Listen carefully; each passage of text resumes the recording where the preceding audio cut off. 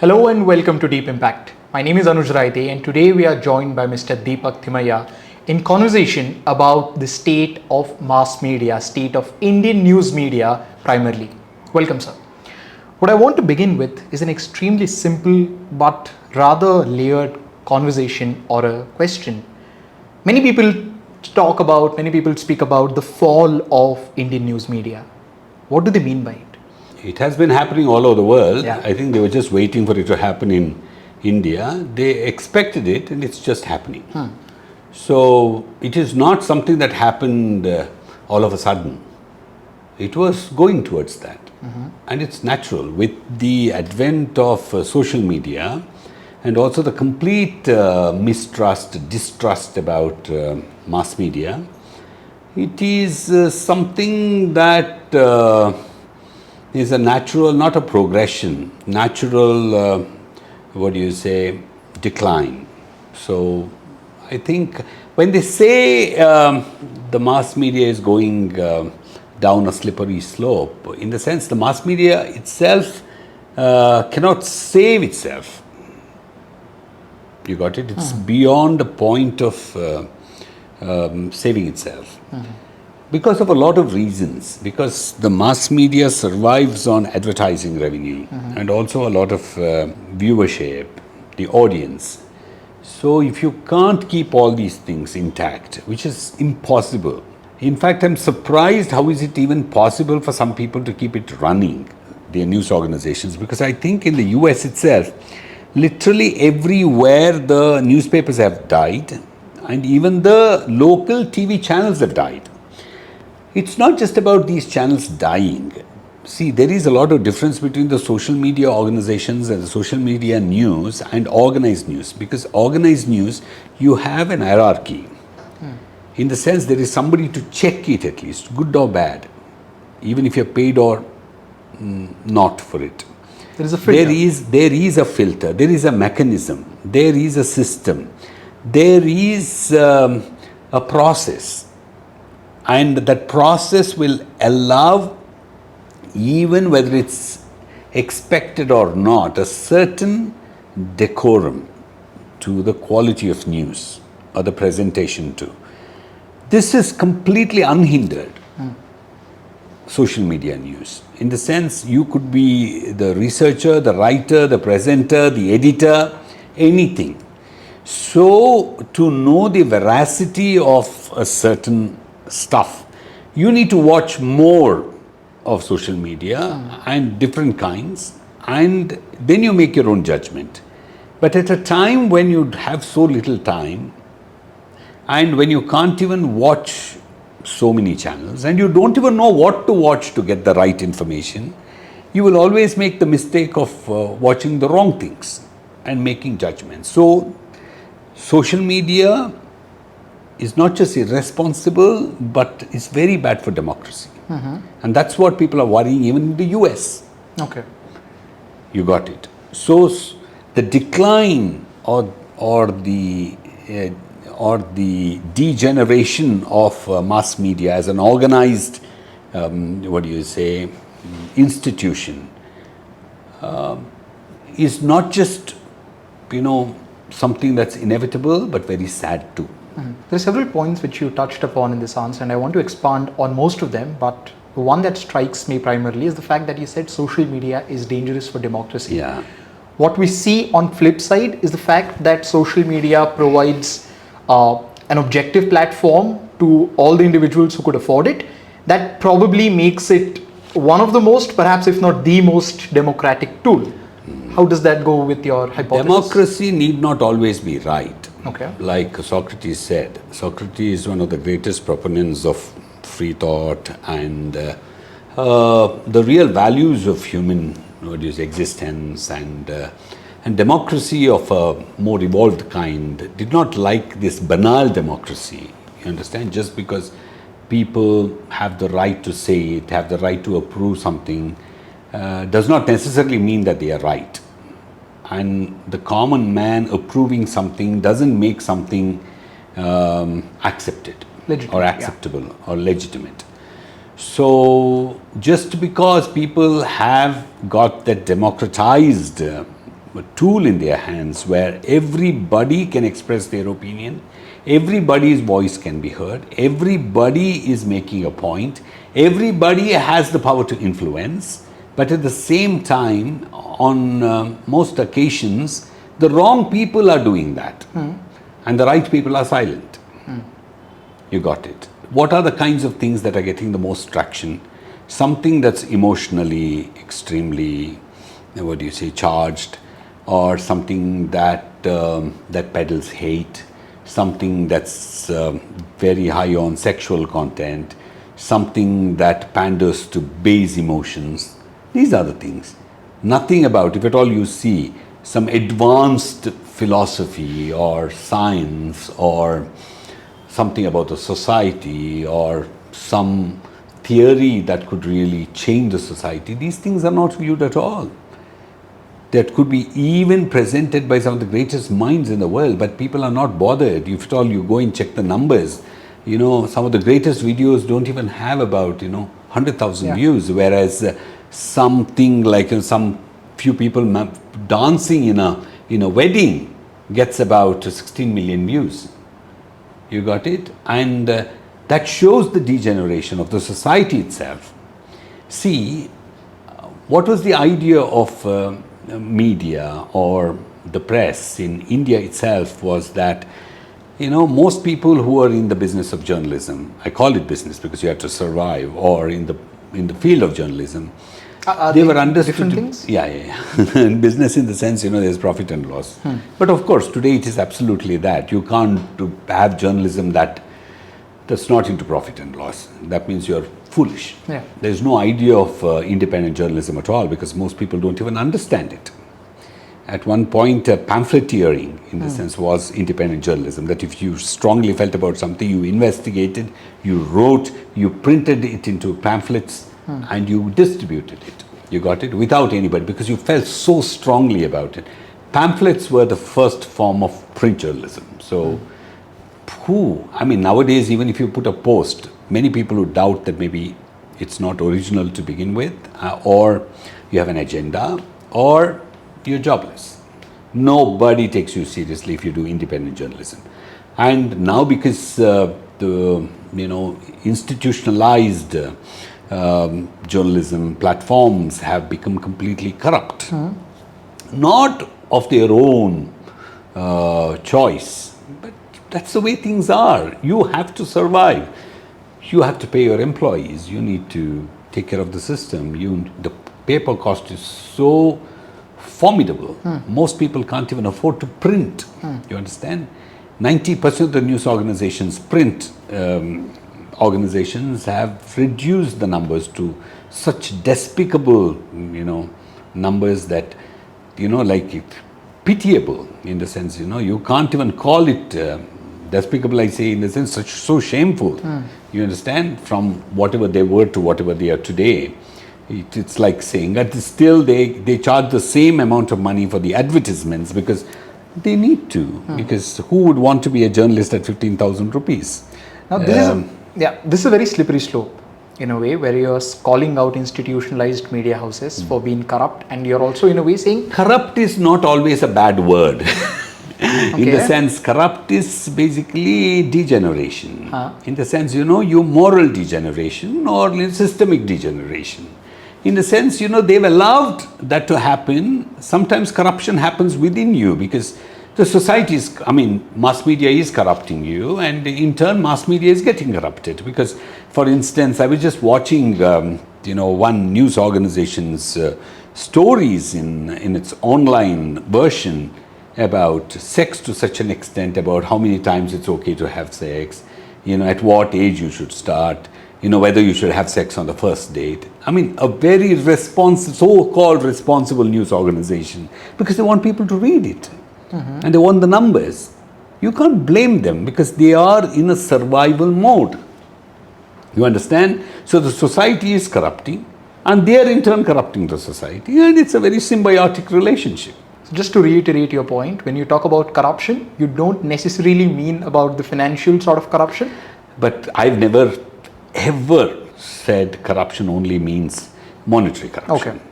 Because corruption, first of all, the very arrogance of virtues is the first form of corruption, I say. Okay. To think that you're better than others. You understand? That's the first. Ego is the first corrupting element in a person's Stepping stone. existence. You understand? So when people always talk about corruption, they speak about monetary corruption. Monetary corruption is something that is correctable. You understand? Something that can be taken care of. But the other kinds of corruption, where you have already corrupted your soul, you've corrupted your personality, you've corrupted your thought, you've corrupted your attitude, nobody can. You're beyond redemption. So I think the media also, very sad for the media, but I think it's happening all over the world. So you don't have to single out Indian media. I think Indian media has survived longer. Okay. In fact, it's still doing well, perhaps. They are still making some money. At least if you see the Diwali advertisements or New Year's advertisements, you really start wondering as to whether they've really, started going down or they've started coming up, because that's how it is. But in terms of their values, they're in a very bad shape. I want to boil down to news media, right? News media, especially in India, and again go back to the kind of extreme equation that you started with the amount of problems that freelancers say or independent journalists have to face, and the kind of different types of corruptions which exist in institutionalized media. Is there a middle ground? Middle ground for what? Middle ground as in, say, as an institution, if you want to survive, then you'll have to get your hands dirty. No, but it's not. In the sense, you can survive. See, for instance, somebody else was telling me the other day, what will a junior journalist do? Somebody was coming to become a good journalist. Okay. He or she has to do what the organization expects him or her to do. Correct. They can't say that I will actually put in my values into it, because the organization has to survive. Because there's so many other people. There are the printers who have to survive, there are the designers who have to survive, the marketing people have to survive, the brand guys who have to survive. You understand? So it's not just about the news guy or the reporter. So he has to fit into the system. And why do they become like that? Because it's expensive. Somebody was telling the whole thing that has spoiled every facet of the professional world, particularly with the middle class people, is the EMI. Okay. Because they get into these EMIs. They say that EMI is something that destroys every young person. And most people actually start doing everything wrong because of EMIs. You understand? Because you get things on EMI and you have to pay the EMI. And if you don't pay the EMI, that you know the dangers that you're going to face. So you will have to make the compromises because you need the money. And if somebody has to pay you the money, they have to do what they have to do. You have to do what they want you to do. So that's how it is. Okay. And who as an independent journalist in a sense, first of all, how many people are making money with YouTube videos? Very, very few. Not even 1%. Maybe one video of yours may click. I was actually watching with some other people's, some big podcasters, I tell you. Some videos have done extremely well, and nowadays, some of their videos don't even get about 200, 300,000 views, because people also get fed up with you. They don't want to see the same face forever. You got it. If somebody by chance has started doing podcasts at about 20, 22 or whatever, do you think people watch the same person when he's 42? What will he have to say to begin with? Yeah. You understand? Because people want to hear maybe exactly the opposite of what this person has been speaking after a few years, because human beings have this tendency to always explore something else. You got it? That's why they have experimented with societies. See, the human mind is like that. It is never ever happy with status quo. It wants change. Even when there is no change, they will break it and bring about a change. The people who destroyed the societies, the great civilizations, were not aliens. Our own people who built it. I want to get into that thing where you talked about, which I completely agree with you actually, where you said that the shelf life of a YouTube influencer, for that matter, is very small. Now, is this an issue of the medium, or is this the issue with regards to individual? Content. Because in the beginning you're actually saying something else and somebody else copies the same thing and does it in a very different way. Okay. That's all it is. And you can't stop. You say that it's a democratic medium. So certainly that, you can't stop anybody from doing it. People copy songs in spite of such strong copyright rules. Laws, yeah. You understand? Yeah. People, there's a song from my movie. At least there are about, 300, 400 channels that have copied the song. What can you do? How many people you can write about to YouTube? How many people you can complain about? You can't. And some of them are also, getting some money out of it because, they've just remixed it, modified it, whatever. So the thing is that, but there are too many people. So I think that everybody is going to get a chance. I watched this video of somebody trying to get this, buffalo out of a room. The buffalo has large horns. And that has some 4.5 crore views. You got it? So anybody can have views. But are they going to get the same kind of views? That's why, the Spanish influencer who actually saved the part of a limb that was removed in a surgery, and she put it in a soup, and she and her partner consumed it. You got it? You have to do all these things because, otherwise, I don't know what all people, maybe people will start beheading, or I don't know, I'm scared. Just to have views. You understand? All kinds of things people want to do. And I was just watching the other day in front of my office on the road. Some girls were doing fashion show. They were not at all bothered about the fast cars that were flying on the road. They were doing actual fashion show. You got it? Yeah. This is the kind of compulsion because, that is about legitimacy. That's about being recognized. That's about being famous. That's about you having a few more thousand views than your classmate or a friend or somebody else. This is corrupting. Why the idea of fame? Because the media, once again, giving always the wrong idea to people about how important it is to be famous, how important it is to make money, how important it is to be a billionaire. In the whole of India, the number of billionaires, I think it's not even, at any given point of time, it won't cross 200. That means you're talking about for every, 80 lakh to 1 crore people, you have 1 billionaire. Yeah. So what are the chances? It is 1:80 lakh to 1 crore. That means it's absolutely impossible, but everybody thinks he can become a billionaire. Everybody thinks he can make money from YouTube. No, you can't make money from YouTube. You have 1 crore views, you make something about 2.5 lakhs. To be able to make about 1 crore views a month, you'll have to spend enough money too. You'll have to have employees, you'll have to have editors, you'll have to have camera people, you'll have to have such content. You can go into you can go into a mental trauma because you can't create content that can actually generate that kind of viewership. I do want to expand on This kind of pressure on young people, which is not good at all. People don't want to. Now they said the other option, if you don't want to work for someone, if you can't have a business, you can be a YouTuber. But for YouTube to pay somebody, people have to be watching those ads. For people to be watching those ads, people should have the power to buy it. You understand? So if you don't have the power to buy, in the sense, that means you don't have money. So what if, 1 million people get into YouTube and only about 100 people become successful? The rest of them are going to not just waste their time, waste their talent, waste their resources, and it's a colossal waste. And that's why a lot of people are unemployed. You got it? At least when you work somewhere, you at least get some money. What do you do if you're a YouTuber?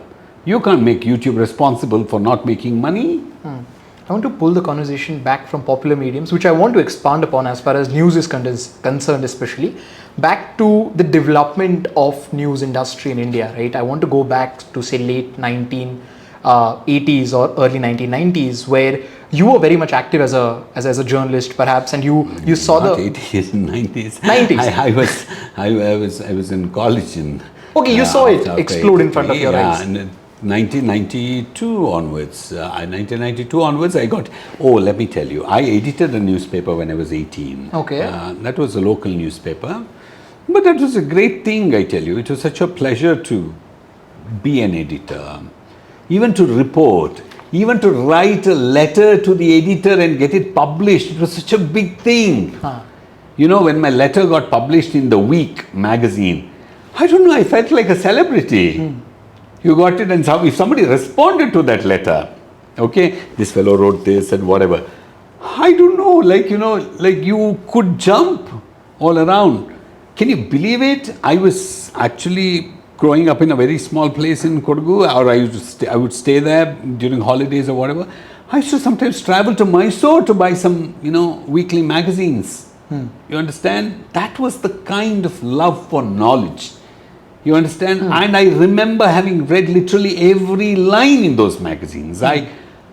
For the first time, I read an article in a magazine called, I think there was a magazine called Mirror. I read an article about privacy. Privacy was such a, for the first time I realized there was something like privacy. Because I never thought that, people could live in a house and you could expect privacy. Privacy was such an antisocial idea till then. Far-fetched idea. Like when I read about it for the first time, I thought, is there something like privacy? Because privacy was, like everybody, poking their nose into everybody else's life was the norm. So you read an article about privacy, it was like, oh my God, it was like an earth-shattering kind of, like that. Like so many things that were happening all over the world, in a place where you didn't even, at the most you saw somebody smoking grass once upon a time or whatever, once in a while or whatever. So, and you read about the drug menace or whatever. I remember I must have been just about 15, 16 or maybe even 12, 13. I read for the first time about AIDS in a magazine. Okay. And it was such a distant thing, I tell you, it's like a problem in the US. You got it? And there was this acquired immunodeficiency syndrome. What is it? Like that went into. So from there, like if you read every time something, you always go back to the first article you read.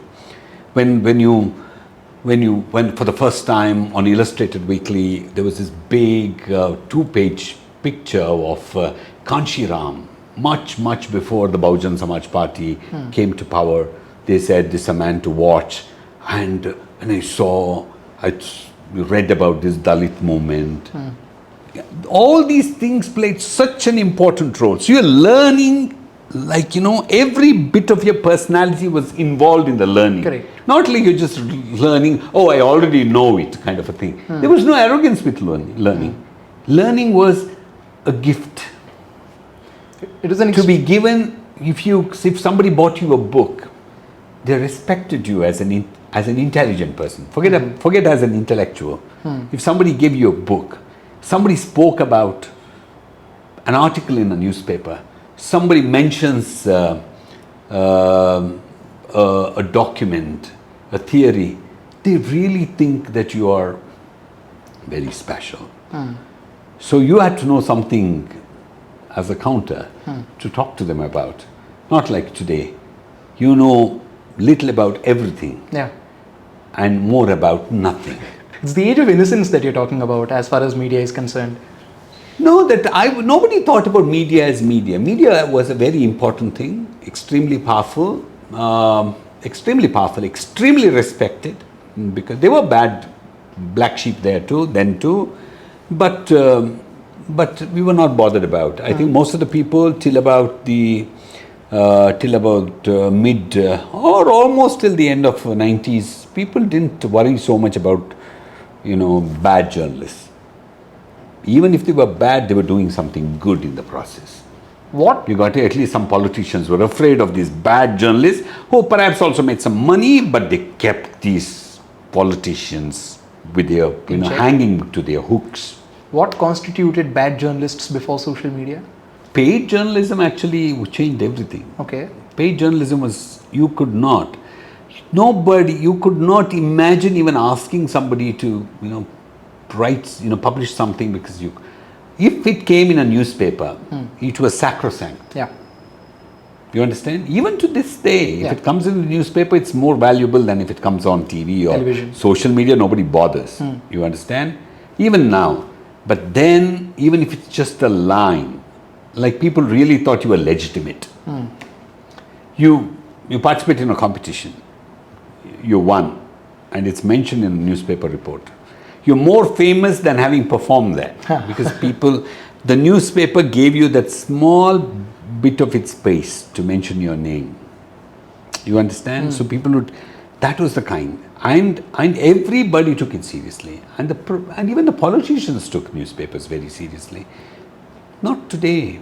That's very sad.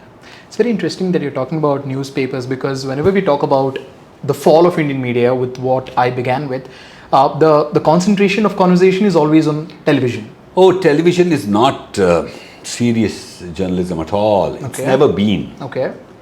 What kind of journalism it is? If you have music to show news, music in the background, a lot of local channels have music. You understand? That means you're already, by putting sad news, you're telling people you have to feel sad about this. You're putting happy sounds, you're telling people that it's a happy news. It's good news, or you should be positive about it. Suspense. You aren't supposed to allow people to make their decision.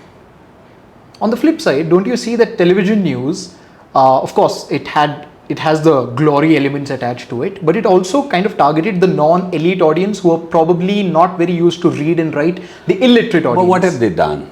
There are a lot of people who are reading news all the time. How are they contributing to the society? How has the society become better? How is the democracy better? What is the situation of corruption in the country?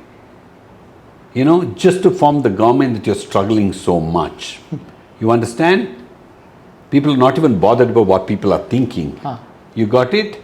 There is no say. What is the use of consumption of so much news if it doesn't get you to do anything about it?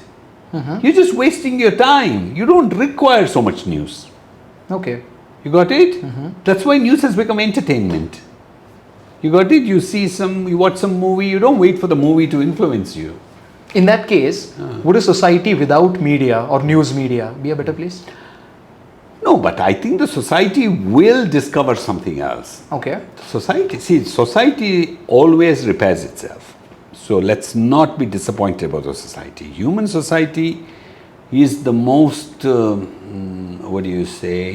resilient of all societies. I think human society will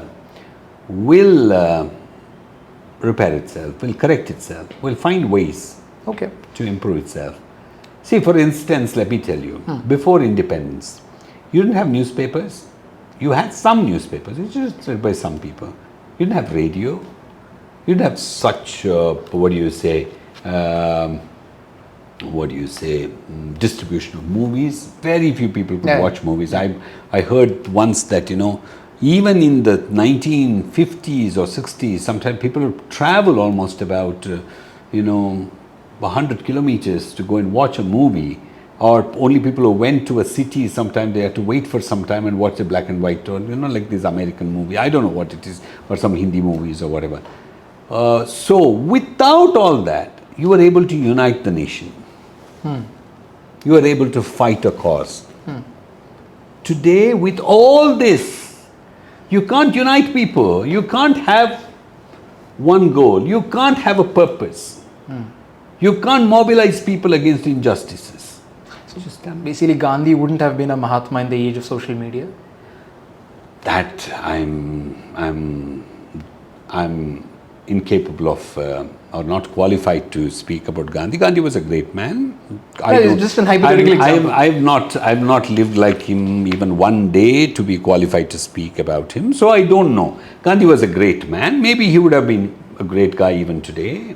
So you see, whether you like it or not, Mr. Modi has a lot of influence on people, in spite of literally everybody, having an opinion about him. So you can never be sure of some personalities. I don't know, maybe Mr. Gandhi would have been a great man. What I was getting at with the Gandhi example was the fact that today everyone should be, in the age of social media, be open to criticism. Because no, that's okay. I think Gandhi too, the greatness of Gandhi, I think he'll remain a Mahatma only if he is subjected to criticism. Okay. He should be criticized so much that in spite of all that, you should see that element of Mahatma in him. Only then he's a true Mahatma. Okay. If he's afraid of being criticized, I think he's a fake. Okay. I want to address the elephant in the room while talking about news media, fake news. I really don't know. because for instance, people say that, I should speak about different, because I've been in media, like I told you, I edited a newspaper when I was 17, 18. I loved newspapers. I've been reading newspapers since I was maybe about a school-going child. I used to wait for newspapers in my village. Sometimes the newspaper used to come so late, but, I just loved, reading and discussing, because my uncle used to really discuss, the day's affairs, current affairs with me. Though I was such a young child, all respect that I can, dedicate to him, because I think I can't imagine how an adult could really have a conversation with a young child about current affairs and politics and all. I think if today I know something about politics, all thanks to him. So I would still see, you cannot live without news. You understand? You need news, but you can't have irresponsible, colored, sold or bought news. But how do you decide what's good? Well, that means better education. Make people get into more critical thinking. Let them develop some logical thinking. Let the democracy become stronger. So automatically people will start questioning. What is true journalism? What is a real reporter? Who is a true journalist? These are the questions. A real journalist, I think first of all, he should not be partial, he should not be greedy, and he should suspect everything. These are simple rules. Otherwise, you can't be a journalist. You're a businessman. Faking as a journalist. Okay. You understand? You can't be greedy. If you're greedy, you'll make mistakes. If you're partial, you'll make mistakes. If you believe anything, you'll make mistakes. You should start suspecting yourself. Am I a journalist? Start with that. So one of the ways through which we could... No, that's the only thing. That's the rule. That's the rule of journalism. Okay. The independent journalists actually started this in the US. The basic questions, you ask it to yourself. Am I greedy? You're not a journalist. You got it? You want more money? You want more money? Become a businessman or become a movie star. Become something else. Why do you want to become a journalist? Because many people don't want to become journalists because they want to be journalists. They want to become politicians in the guise of journalists. Okay. They want to become power brokers in the guise of journalists. I want to touch two things. I'm not saying that I'm a perfect one. Maybe that's one of... I've struggled too. I've struggled too. Only now, because I'm not into mainstream journalism now, I've started, spending some time with politicians because I'm also learning. Because I used to only criticize politicians. So now I really have spent some time with politicians, understanding. I've understood them very well. I have a better perception of politicians and politics because I think most journalists talk about things only with an academic perspective, without knowing the truth. That's the mistake they make. I think political journalists have to spend a lot of time with politicians, all kinds of politicians. They have to watch them function. Is that also the natural flow of how political journalists end up becoming active politicians themselves? No, because, but then the moment you think that you are going to become a politician, you have to quit journalism. Okay. That's what I'm trying to say. Okay. You got it? See, if I'm going to be reporting about business and if I start wanting to become Ambani, then I should quit journalism and I should start, some petrol bunk or something like that. You understand? Okay. So why do I have to, be an unsatisfied soul? Oh, why am I in journalism? I should be making money. Like a police officer. If he wants to make money, he should quit. He can't be a police officer, then be a businessman, a real estate agent, everything. On similar lines, can an individual be a journalist and activist both at the same time? Journalism is activism. Okay. But a true journalist has to learn to live within his means. Activism comes with a pinch of subjectiveness though. Yeah, but journalism is, of course, I'm saying that, all kinds of, because all throughout, journalism was not completely impartial. But in that maybe ideological partiality, little bit of leaning towards something. But still you should have the openness to welcome, information from the other side. Okay. You can't say that, I stop that and only what I'm saying is true. That's not a journalist at all. You're a judge. You're a politician. To conclude this entire conversation, I want to understand the future of two different aspects of Indian journalism or media right now. One is the future of web-based portals, web-based news media portals, which have come up around after the internet revolution in 2015. And as we talked about in the beginning, the survival of them might become a little tough moving ahead, or not. We'll have to wait and see. And secondly, future of freelance journalists or independent journalists for that matter. I think most of these portals which are being funded by the public, like crowdfunding, they will survive. Some of them are doing extremely well. Yeah. I think some of them are like the saviors of democracy today itself. Not because I agree with them. I like their courage. You understand? But they also pay something like 40,000 rupees minimum to journalists, to up to whatever. I don't know how they will fund themselves. It's going to become difficult. So I don't know. And if the government wants to shut journalism, to shut through journalism, or rather, subjugate journalists to dance and sing to their tunes, it's not their mistake at all. They should keep trying it all the time. But it's the morality, the values of the journalist that will actually be seen. No, in the end, whether you are ready to be subjugated, whether you are ready to be sold. Somebody who cannot be sold will not be sold. That's not happened throughout history. There are people who have just got their heads cut off. Historically, 600 years ago, thousands of years ago also, some people have stood up, not bent their heads. Correct? Why can't you do that? That's not easy for any government to do. We are not in Russia. Correct? So bottom line being, it's the financial sustainability for news-based web portals is going to be tough. That's what, but otherwise they're doing an extraordinary job. All of them. From News Minute to Scroll to the print to, his news hamster to that's a little biased, I'm sure. To News Not Laundry, quite, but okay. to News Laundry, to First Post, to all these are doing something. I think they are the future. Okay. You asked me one more question about something. The future of freelance independent journalists. Freelance, sad. They have to work for somebody or the other. I think otherwise they have to become YouTubers. Or they have to start their own channels, which is not viable at all. But I think journalism is dead, but long live journalists. Thank you for the wonderful proposition, sir. If you've got anything else that I probably missed out on asking, you could use this space to answer that. I am not that good in remembering things, sorry. But it was nice talking to you. Thank you so much, sir.